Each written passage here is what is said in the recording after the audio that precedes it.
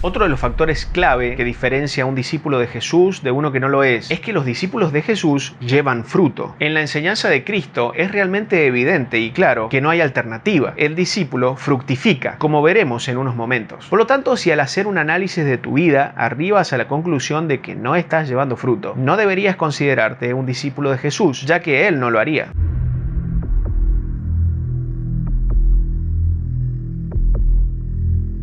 De cierto os digo, que si el grano de trigo no cae en la tierra y muere, queda solo, pero si muere, lleva mucho fruto. El que ama su vida, la perderá, y el que aborrece su vida en este mundo, para vida eterna la guardará. Este primer texto declara que cuando el grano muere, entonces lleva fruto. Esto significa que inexorablemente para llevar fruto, se debe morir. Y que uno que ha muerto a sí mismo por Cristo, llevará fruto indefectiblemente. Es imposible que no suceda. Así que el que no lleva fruto, no ha muerto a sí mismo. Aún está en su egoísmo. No es discípulo de Cristo. Partimos de esta base. El que es hijo de Dios, sí o sí lleva fruto. Nadie puede conocer a Jesús y no estar llevando fruto. El que dice que le conoce y no lleva fruto, miente. Yo soy la vid verdadera y mi Padre es el labrador. Todo pámpano que en mí no lleva fruto, lo quitará. Y todo aquel que lleva fruto, lo limpiará para que lleve más fruto. Jesús dice que si un pámpano que está en él no lleva fruto, el destino de ese pámpano es ser quitado. Aquellos que se han aferrado a Cristo, pero no están fructificando, no permanecerán injertados en la vid. En cambio, el que lleva fruto es mejorado para que multiplique más. Tenía un hombre una higuera plantada en su viña, y vino a buscar fruto en ella, y no lo halló. Y dijo al viñador: he aquí, hace 3 años que vengo a buscar fruto en esta higuera, y no lo hallo. Córtala. ¿Para qué inutiliza también la tierra? Él entonces respondiendo le dijo: Señor, déjala todavía este año, hasta que yo cabe alrededor de ella y la abone. Y si diere fruto, bien, y si no, la cortarás después. La higuera, que representa al discípulo, está plantada en la viña del dueño. No es un árbol extraño, es una higuera.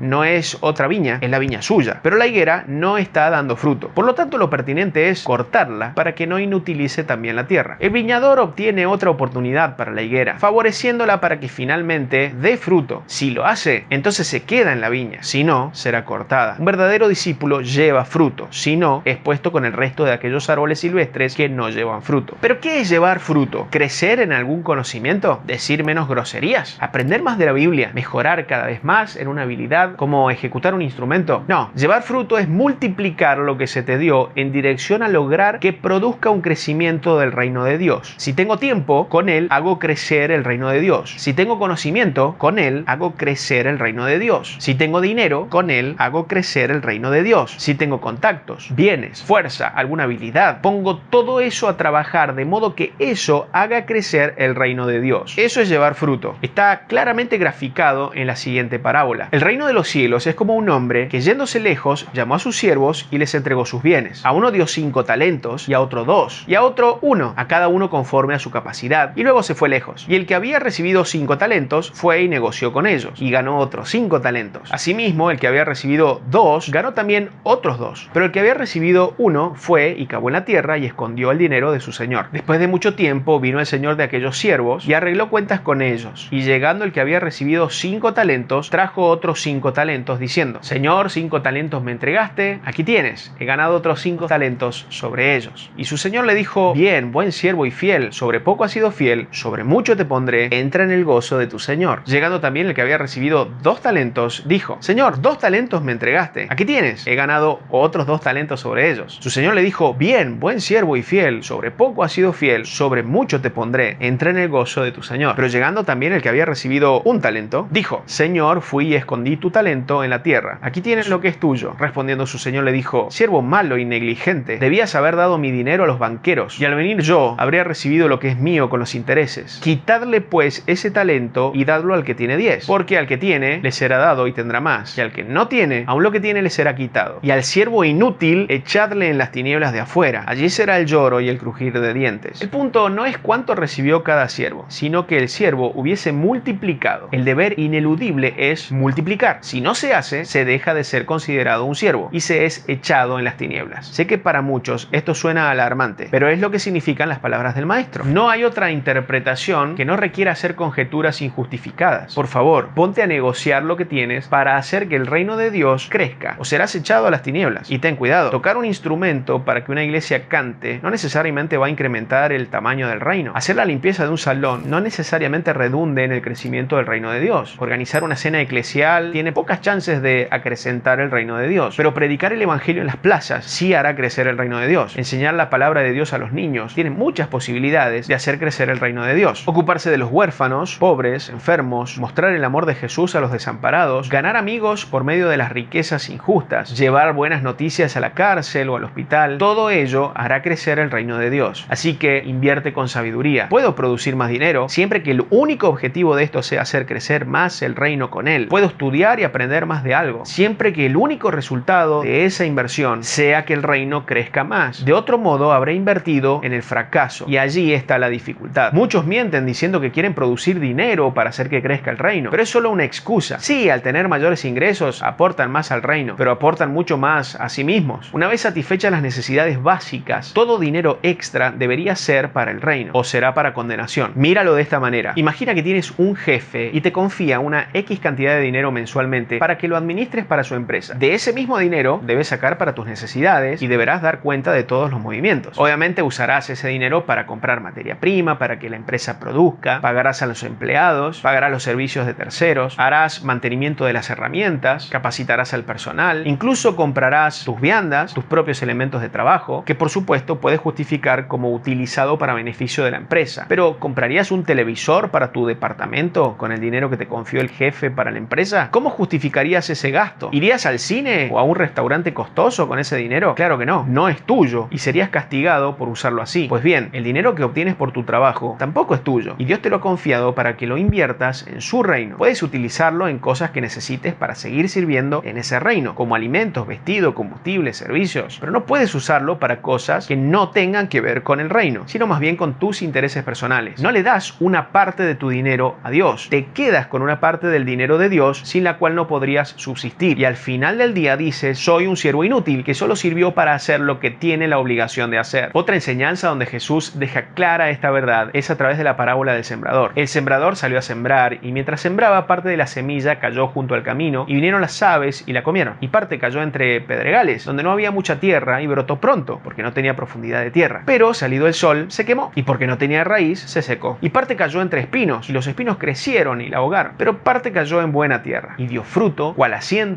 cual a 60 y cual a 30 por uno. Cuando alguno oye la palabra del reino y no la entiende, viene el malo y arrebata lo que fue sembrado en su corazón. Este es el que fue sembrado junto al camino, y el que fue sembrado en pedregales, este es el que oye la palabra y al momento la recibe con gozo, pero no tiene raíz en sí, sino que es de corta duración, pues al venir la aflicción o la persecución por causa de la palabra, luego tropieza. El que fue sembrado entre espinos, este es el que oye la palabra, pero el afán de este siglo y el engaño de las riquezas ahogan la palabra y se hace infructuosa. Mas el que fue sembrado en buena tierra, este es el que oye y entiende la palabra y da fruto y produce a 100, a 60 y a 30 por uno. La diferencia entre los 4 tipos de terreno, que representan 4 tipos de personas, es que los que entienden de qué se trata el evangelio dan fruto. Salvo el primer caso, en que el evangelio no es recibido por la persona, el segundo y el tercer caso trata sobre personas que reciben el evangelio pero no llevan fruto, porque continuaron ocupados en los negocios terrenales y persiguiendo las cosas materiales. ¿Suena familiar? Si analizas los creyentes que conoces, verás que probablemente todos caigan en la tercera categoría. Solo aquellos que llevan fruto son verdaderos discípulos de Cristo. Es interesante que aquellos que no son verdaderos discípulos pueden parecerse a quienes sí lo son, tanto que a veces ellos mismos creen que son verdaderos discípulos. El fruto abundante es la evidencia inequívoca de los discípulos de Cristo. Si no estás llevando fruto verdadero para el reino de los cielos, multiplicando abundantemente, hay razones para temer. Espero lo entiendas. O como decía Jesús: el que tiene oídos para oír, oiga. Si por creer en Jesús se es salvo, entonces los demonios son salvos, porque ellos creen en Jesús y hasta le temen más que muchos hombres. Pero los discípulos de Jesús creen y además invierten absolutamente todo lo que tienen en el reino de Dios. Esto es lo que Cristo te ofrece. Él te dará vida eterna si tú le rindes tu vida.